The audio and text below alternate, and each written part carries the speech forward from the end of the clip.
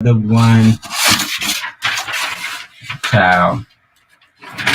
Monique from Housewife Binder. Everybody knows the image of Black women has come a long way from Hattie McDaniel playing the maid and Octavia Spencer and Monique picking up the pieces right where she left off. This is not the bash the jobs that Black women decided to take because we know how limited the opportunities were. If you weren't willing to shuck and jive and mammy like stereotypes, not you, Lizzo, but like you, Tiffany No Jokes Haddish, then you were on your knees naked and afraid as a bad single mother losing Isaiah and everything else that didn't have to do with coke, winning an Oscar like Halle. I said, Halle Berry, Miss Berries, because she had those fruits. This isn't about the colorism, Lisa Ray, that exists in Hollywood. It's about the foundation that you need to blend, when you do your makeup. It created and became the backdrop for what we now refer to as reality TV. We TV. I said we TV. Y'all know we TV. I don't know who they talking about because they don't represent me. We TV got their feet wet, honey, in 1997, but nobody knew shit about them. Oh, their aim to please it was first name Romance Classics, bitch, I Am Dead. In 2001, that's when they officially donned the title WOMENS Entertainment. In 2006, it dropped the full title and just ran with we, because they just wanted to run with it and represent y'all, and y'all let them. Reality shows were popping up like lemonade stands, and I talk about the trash-ass album that Bianca put out. Lemonade stands after the success of American Idol, America's Next Top Model is, and Survivor. We wanted in on that tapestry and tapped in with one of the most iconic divas in R&B music history. Yes, I'm talking about the one and the only Toni Braxton.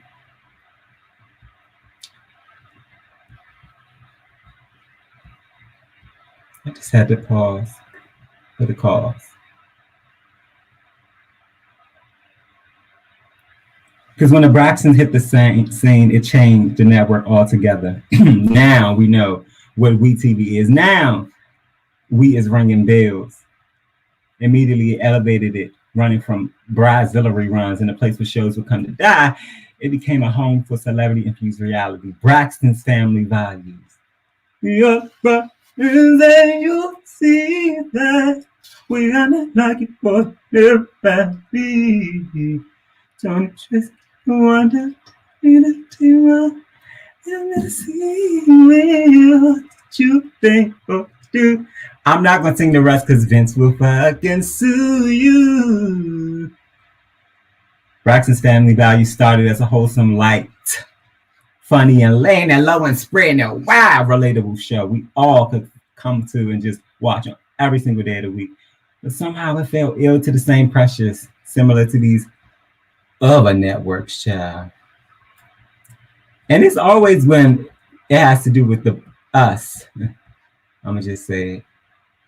You never see the car KKK Ishians having to go with anything like this. They got paid their money on time. These girls were making pennies compared to the KKK and Ishians. It's no wonder Tamar tried to commit suicide, child.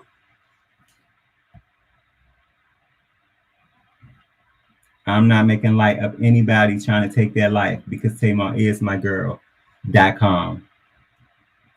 However, she was sleeping underneath that pile of laundry, aka Vince from SpongeBob, who was tying pickles under his tongue. Bitch, you not slick, even though you lost all that weight and you still got it if I look behind you.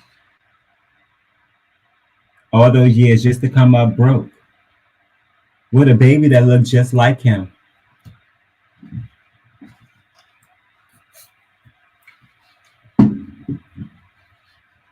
Remember when all the Braxtons went on strike? Y'all remember when all the Braxtons went on strike, child? There was no Tawanda, Tony. Only person that came to work, child, was Tracy. You know who they hired to come be her sisters? Lunell Braxton, Natalie Nunn Braxton, Phaedra Parks Braxton, Kim Whitley Braxton, and Tiffany New York Pollard Braxton in a desperate attempt to save the show. All that was to me was proof that the network had plans to continue with or without the Braxtons involved, baby. The things they asked for was not that out of the ordinary. Come on now. These girls were from DC, Atlanta, and Cali, and LA. Y'all was not paying for their airfare. Y'all was not paying for them to get their hair down there, nails down. It was clear about all the wigs and choices and stuff that was made on the show. But all these girls wanted was the bare necessities, and they couldn't get that. Come on now, 10 years. After giving the network 10 years and nearly 10 seasons, why shouldn't the Braxtons get a raise? Now, I'm going to tell you one thing. Nene Leakes faced the same jeopardy. However, she wasn't just going to sit there and, be fucked without the lubricant, baby, because she like it wet. And when she was a stripper, they paid her in dollars. They ain't paid her in the crown. They paid her in dollars. And it had to make sense. In the words of Monique, she faced the same jeopardy with True Entertainment, white gay man, Andy Cohen, white gay glory hole, about her tenure with the show and how she carried it on her back. And she got a big ass back for 13 years and still was given the boot while all them ladies stood beside her and said, I ain't never faced racism. Big Pussy Candy, that was you. Portia, who's Nene Jr., that was you. Cynthia. Exactly. WeTV. It's not about wanting more than the necessary. It's about nobody would have known who you guys were if it wasn't for the Braxtons. Can I get an amen up in here? Other than Tamar Braxton, they would say, so what? And that's the thing too. When a black woman cries out for help, nobody hears her.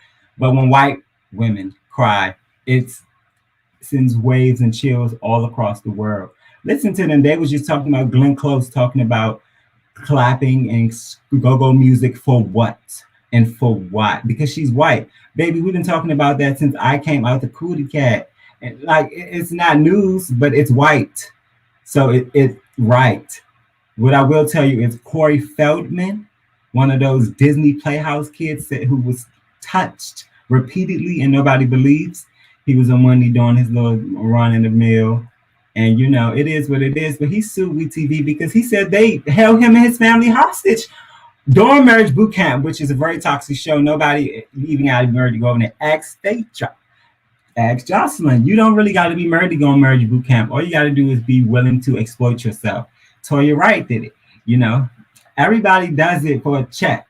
And they were sued. And that wasn't the only time that WeTV has faced lawsuits, countless lawsuits. Dame Dash, who's been pinching pennies since Aaliyah died, sued WeTV.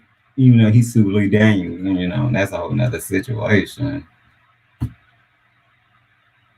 Dame Dash sued WeTV because they allowed for his son to drink alcohol on camera. He was a minor. Baby, y'all got to clean it up. Because what you're doing is creating a pattern. Bitches like me is never going to let you get away with it. And I'm going to keep on talking about it. And ain't nobody going to stop me from talking about it. So why was Benzino sued? And by Ashley Johnson, a songwriter, who I don't have her picture because who is she? And that's how WeTV felt. And that's when they put her music all throughout their shows. They be trying to weave their shows together with all music and stuff. They be like, oh, this is a nice little bop. This is a nice, cute bop. And she felt the same way until she didn't get any coins and she got to work the drive-thru at the Burger King and have it her way, but not really having it her way, having it everybody else's way. And WeTV still having it their way, not representing us, but representing them. All I'm saying is there's a pattern. And we can go through all their shows and we know that at the end of the day, they haven't survived because of the depiction of us, because of the lack of narrative, because of the exploitation, because of how they pay us low ball, low budget, low quality, low production. WeTV, where is it an existing agency? Baby, these are my confessions. Because at the end of the day, We TV, what y'all did was fucked up. And y'all know what y'all did. I ain't even gonna go into it. Y'all sit there and put them motherfucker Chrissy and Jim on y'all show. When y'all know they were never gonna get married. I don't get it. Cutting Them in the ATL. That was a bomb ass show. Y'all remember that? I love Cutting Them. It was ghetto as hell. Deidre, she was ratchet. Mushia, run my runway girls. Like that was the show. We all like fell in love with that dramatic ass show. But you know, it fell victim, like most of them. It ain't survived. SWV had their own show. It fell victim. Murray and Ronald McDonald had their own show. It fell victim. Cancel. That's what I'm talking about. Like Jim Jones and Chrissy still not married. And we TV exploited that. So what you have here is the demise of a network. Congrats to T.S. Madison on her show representing that trans women are women. Get into those rights.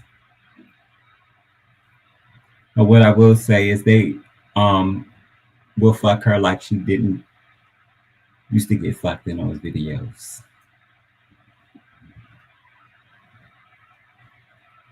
Ain't no amoxicillin, penicillin, COVID vaccine gonna stop you from your baby. Come on if you coming, we. Because we got our goons too.